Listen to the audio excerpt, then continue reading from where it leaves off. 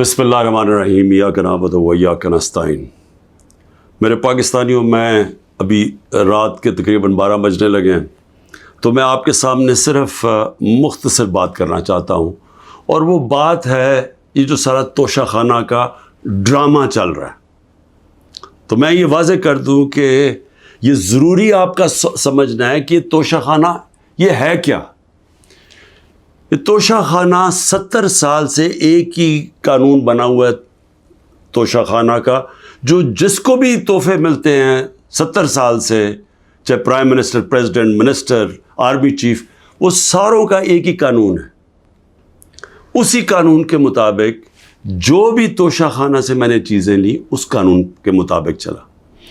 اب یہ کیس جو توشہ خانہ کا چلنا شروع ہوا، یہ آپ کو سمجھنا چاہیے کہ اس کیس کے اوپر، یہ توشہ خانہ کیس کے اوپر میرے گھر کے اوپر حملہ ہوا۔ 4 دن پہلے پولیس پہنچ گئی کہ جی آپ نے وہ توشہ خانہ کا ایک میجسٹریٹ کے سامنے کیس سننے جانا ہے۔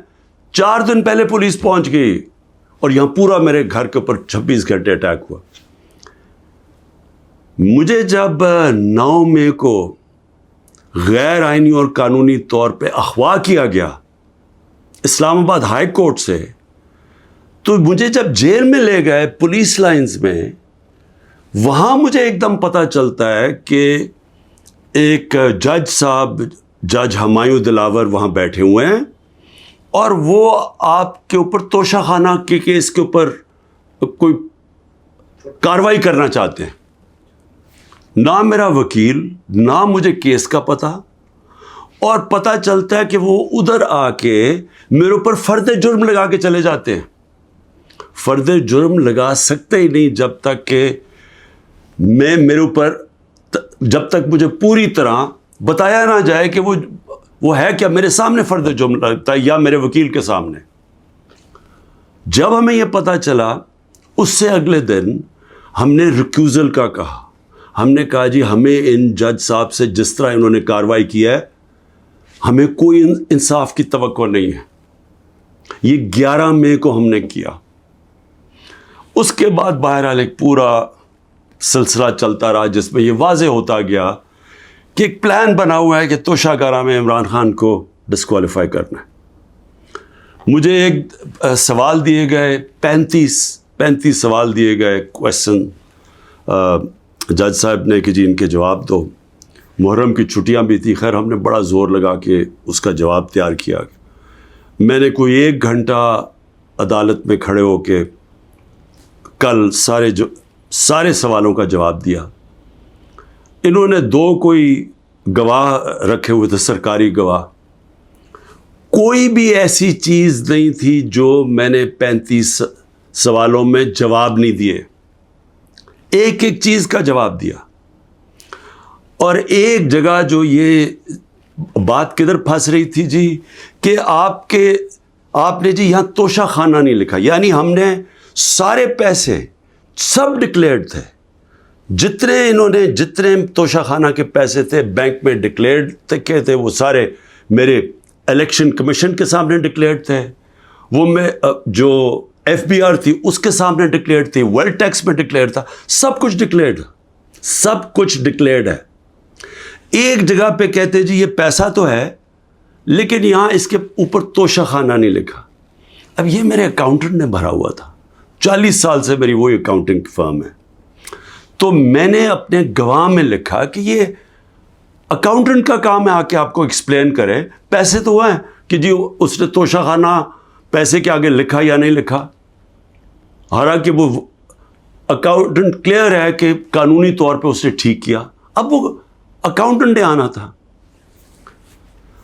آج پتہ چلتا ہے جج صاحب کہتے ہیں جی 1 گھنٹے میں گواہ کو پروڈیوس کرو۔ گواہ راستے میں ہوتا ہے، کہتے اب ہم نے کینسل کر دیا، اب کوئی گواہ آپ سامنے نہیں لا سکتے۔ میں یہ سوال پوچھتا، یہ کوئی ملٹری ٹرائل ہو رہا ہے، میرا رائٹ، میرا حق ہے فیئر ٹرائل کے لیے، یعنی ایک دم گواہ کینسل کر دیے۔ میں نے کوئی 5-6 گواہ لے کے آنے تھے تاکہ وہ ایکسپلین کرے، جو 35 کویسچنز انہوں نے بھیجے ان کے جواب میں مجھے موقع تو ملے کہ اگر کوئی پوچھے، میرے وکیل ان کو سمجھانے کے لیے گواہ تو اس لیے ہوتے ہیں، گواہی سارے کینسل کر دیے، اور آج اب ایسے لگ رہا ہے کہ کل فرد جرم قائم کر دیں گے. یعنی مجھے سمجھ نہیں آ رہی کہ یہ جلدی اتنی کیا ہے. کیا کل 2 دن، آج گواہ آ جائے، کل گواہ آ جائے، اس کے بعد پھر آپ نے جج صاحب فیصلہ کرنا ہے وہ آپ نے کرنا ہے. لیکن مجھے تو موقع ملے کہ ہر دنیا میں ایک موقع ملتا ہے انسان کو فیئر ٹرائل کا، وہ مجھے موقع دینا چاہیے. اور ابھی اس سپریم کورٹ میں یہ بھی کہہ دوں کہ ہم نے ریکیوزل کا بھی ان جج صاحب کا کہا ہوا ہے کہ ہمیں ان کے اوپر اعتماد نہیں ہے. وہ پڑا ہوا ہے اسلام آباد ہائی کورٹ میں. وہ اسلام آباد ہائی کورٹ بدقسمتی سے فیصلہ نہیں کر رہے چیف جسٹس صاحب. میں یہ بھی کہہ دوں کہ صرف اتنی زیادہ پتہ نہیں میں کتنے کیسز میں ہوں، صرف 2 ججز کے اوپر میں نے ریکوزل کا کہا ہوا ہے. ایک اسلام آباد ہائی کورٹ کے چیف جسٹس اور دوسرے یہ جسٹس دلاور. یہ میرا رائٹ ہے کہ اگر میں سمجھ رہا ہوں مجھے انصاف نہیں مل رہا تو میرا یہ حق ہے کہ میں ان کو ریکیوز کرواؤں، ان کو کہوں کہ کسی اور کو بھیج دے. اب وہاں بھی فیصلہ نہیں ہو رہا اسلام آباد ہائی کورٹ میں. ہم سپریم کورٹ میں گئے ہیں، سپریم کورٹ کہہ رہے ہیں کہ اسلام آباد ہائی کورٹ فیصلہ کرو، اور سپریم کورٹ نے کہا کہ تب تک انہوں نے جسٹس دلاور نے فیصلہ نہیں کرنا جب تک کہ یہ اس کے اوپر فیصلہ نہیں ہوتا ٹرانسفر پہ. لیکن مجھے لگ رہا ہے کہ کل انہوں نے فیصلہ کر دینا ہے، اس لیے میں رات کو لیٹ آپ کے سامنے آ رہا ہوں. میں آخر میں ایک اور بات کہتا چلوں کہ فیس بک پہ 2014 میں جسٹس دلاور نے اپنی فیس بک پہ میرے اوپر ایسے ریمارکس دیے ہوئے ہیں جس سے لگتا ہے کہ وہ مجھے انصاف نہیں دے سکتے. یعنی ان کی ایک پرسنل ڈسلائک اس میں سامنے آ رہی ہے. ہم نے یہ چیف جسٹس صاحب اسلام آباد والوں کو کہا کہ دیکھیں یہ پریجوڈسڈ ہے. انہوں نے جا کے ایف آئی او کو کہا کہ بتاؤ کہ جناب یہ ٹھیک ہے یا نہیں، یہ جو فیس بک پہ ان کی پوسٹ تھی. ایف آئی اے نے وہ چیک کر کے کہ کیونکہ وہ ڈیلیٹ کر چکے تھے پوسٹ، انہوں نے واپس کہا دی وہاں تو پوسٹ ہی نہیں ہے. دیکھیں بڑا آسان کام ہے. اگر آپ اس ملک پہ انصاف چاہتے ہیں، میں چیف جسٹس صاحب اسلام آباد آپ کو بھی کہتا ہوں اور ایف آئی اے آپ کو بھی کہتا ہوں، ایک فیس بک کو ایک صرف لیٹر جانا چاہیے آپ سے، ایک ای میل کریں کہ یہ کیس ہو رہا ہے، 90 دن تک ان کے پاس ریکارڈ ہوتا ہے. اگر آپ ڈیلیٹ بھی کر دیں کوئی پوسٹ تو 90 دن تک فیس بک کے پاس اس کا ریکارڈ ہے. صرف ایک ای میل کی ضرورت ہے، پتہ چلوا لیں کہ کیا انہوں نے جو واقعی انہوں نے پوسٹ کی تھی یا انہوں نے نہیں کی تھی.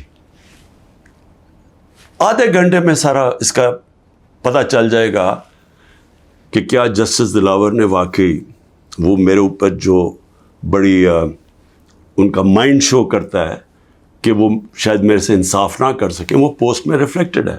پتہ چل جائے گا کہ ہے یا نہیں ہے. تو ہم صرف میں یہاں بیٹھا ہوا ہوں، 200 کیسز ہونے لگے ہیں، ایک فیس کرنے کے لیے تیار ہوں، فیس کر رہا ہوں.